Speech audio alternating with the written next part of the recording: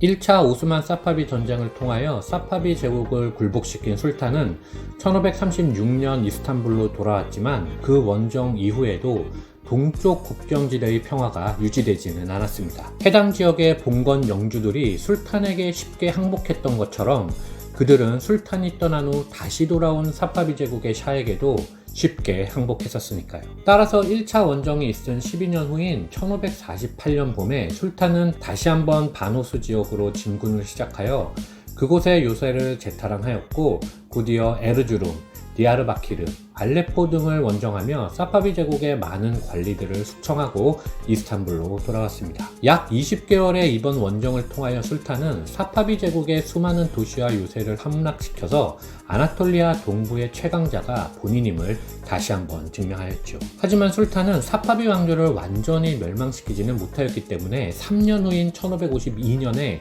제3차 오스만 사파비 전쟁이 또다시 발생하게 됩니다. 여기서 슐레이만 대제의 계승 문제에 대해서 알아보고 넘어가도록 하겠습니다. 오스만 제국은 왕위를 장자에게 넘겨주지 않고 전쟁을 통하여 승리한 왕자에게 술탄의 자리를 내주는 전통이 있었는데, 특히 제7대 술탄인 메메드 2세 이후에는 술탄이 술탄에 등극한 후에 남겨진 왕자를 모두 죽이는 형제살해법이 있었던 나라였습니다. 따라서 제10대 술탄이었던 슐레이만 대제의 계승 문제도 당연히 전쟁을 통하여 결정될 수밖에 없었죠. 슐레이만 대제의 아들 중 1550년대까지 살아있던 아들은 무스타파, 셀림, 바예지드, 지한기르 이렇게 총 4명이었는데 이 중에 장자인 무스타파만이 록셀라나의 소생이 아니었기 때문에 록셀라나는 무스타파를 제거하지 않으면 자신의 아들들이 모두 죽임을 당할 것을 알고 있었습니다. 따라서 그녀는 자신의 사위이자 오스만 제국의 대제상인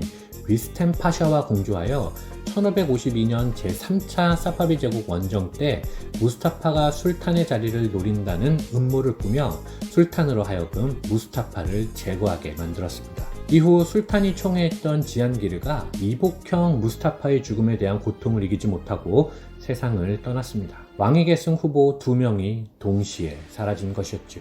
무스타파의 죽음 후에 술탄은 셀림 왕자를 선두로 동쪽으로 진군하였습니다. 제3차 오스만 사파비 전쟁이었죠. 진군하면서 술탄은 오스만의 이전 술탄들이 그랬던 것처럼 타흐마스프에게 모욕적인 서신을 보냈는데, 타흐마스프 역시 지지 않고 술탄에게 모욕적인 편지로 답장을 해왔습니다. 가끔 전투가 벌어져 사파비 제국에게 요새를 빼앗기면 술탄은 곧장 군대를 그곳으로 보냈지만 언제나처럼 타흐마스프의 군대는 이미 떠나고 없었기 때문에 전쟁은 소득이 없이 교착 상태에 빠져 있었고, 드디어 양국은 1555년 5월 아마시아에서 평화조약을 맺게 되면서 오스만 사파비 전쟁은 종료됩니다. 조약의 결과 타흐마스프는 오스만의 국경을 슐레이만 대제의 최근 합병 이후 상태를 그대로 인정하였고, 적어도 아나톨리아의 수니파 신도들에게는 시아파 선전을 하지 않으며 약탈도 하지 않기로 약속하였습니다. 물론 시간이 지나면 이를 어기죠. 이제 술탄의 나이도 60이 넘었고 록셀라나마저 1558년 사망하자 드디어 왕위 계승을 두고 남겨진 2명의 아들 셀림과 바예지드의 결전이 시작되었습니다. 록셀라나는 좀 더 똑똑하고 방탕벽도 없는 바예지드를 조금 더 선호했지만 예니체리들은 성격이 거칠고 게으르며 술주정뱅이였던 셀림을 지지했습니다. 곧 바예지드가 셀림의 모략에 걸려 술탄의 미움을 사게 되었고, 술탄은 바예지드의 코니아 총독 자리를 박탈하고 전략적 효용성이 떨어지는 아마시아 총독으로 보내려 하였습니다. 하지만 바예지드는 이를 거부하며 2만의 병력으로 반란을 꾀하였죠. 술탄은 셀림에게 예니체리와 시파이, 포대 등을 내주며 코니아 전투가 벌어졌습니다. 이 전투에서 바예지드가 패배하여 그는 사파비 제국의 타흐마스프에게 도주하였죠. 하지만 타흐마스프는 바예지드의 몸값을 받고 그를 셀림에게 넘겨버렸고, 바예지드와 그의 아들들은 모두 죽게 됩니다. 슐레이만 대제의 후계자가 셀림으로 정해지는 순간이었습니다. 다음으로는 1565년에 있었던 몰타 공방전을 알아보도록 하겠습니다. 오스만 제국이 왕위 계승 문제로 내분을 겪는 동안 지중해에서는 드디어 카를 5세를 이어 펠리페 2세가 등장하며 기독교 세력이 오스만 제국을 누르는 사건이 발생하기 시작했기 때문에 이를 진압하기 위하여 1565년 술탄은 전투용 갤리선 150척을 포함한 함정 총 200척과 함께 몰타로 진군하였습니다. 그 배에는 예니체리 5,000명, 사파이 9,000명, 아자브 16,000명이 타고 있었고 오스만의 막강 포대도 함께하였습니다. 오스만 함대는 5월 섬의 남부에 정박하였고 총사령관 무스타파 파샤는 바로 성 엘모 요새를 공격하였죠. 오스만 군대의 포격은 대단했지만 이 요새를 허무는데 3주가량이 걸렸고 5,000명이라는 많은 병력을 잃게 됩니다. 반면 함락된 요새에는 약 500명만 있었을 뿐이었죠.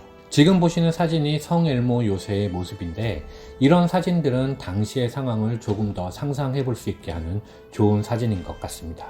무스타파는 나머지 두 요새인 성 안젤로와 성 미카엘 요새에 대한 총공격을 감행하였으나 오스만이 패배하였고 오스만 군대 약 2만 명 이상이 사망하게 됩니다.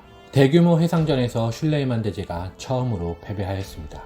지금 보시는 사진이 성 안젤로 요새이고 이 사진은 성 미카엘 요새의 모습입니다.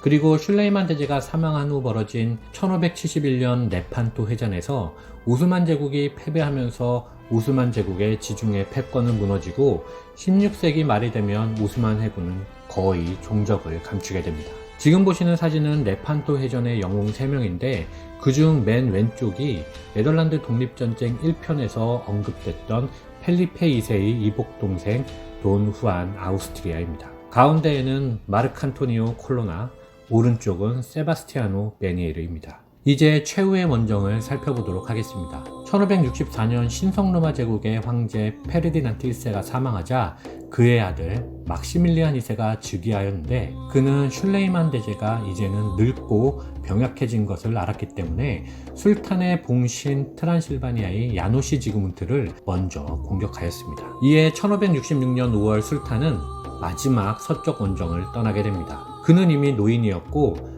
말 위에 올라탈 힘도 없었기 때문에 마차를 타고 긴 원정길에 올랐죠. 49일간 마차를 타고 베오그라드의 제문에 도착하여 야노시 지그문트의 환영식을 받은 후 술탄의 군대는 시게트바르로 향하였습니다. 시게트바르에 도착하여 9만의 병력과 대포 300문으로 즉시 포위 공격을 시작하였습니다. 시게트바르 성의 영주 니콜라 지리니는 요새를 지키기 위하여 결사항전하였지만 그는 곧 붙잡혀 죽음을 당했고 성체는 폭파되었으며 3,000명이 그 잔해 속에 파묻혔습니다. 하지만 술탄은 그 사실을 알 수 없었습니다. 자신의 막사 안에서 숨을 거두었기 때문이었죠. 술탄의 서거 소식이 전해지면 전쟁은 중단될 수밖에 없었기 때문에 대제상 소쿨로 마흐메드 파샤는 돌아갈 때까지 술탄의 죽음을 비밀에 붙였고 셀림 왕자는 곧 베오그라드에서 귀환하는 오스만 부대에 합류하였죠. 그제서야 소쿨루는 술탄의 서거 소식을 전하였습니다. 이슬람의 관례에 따라 장례식은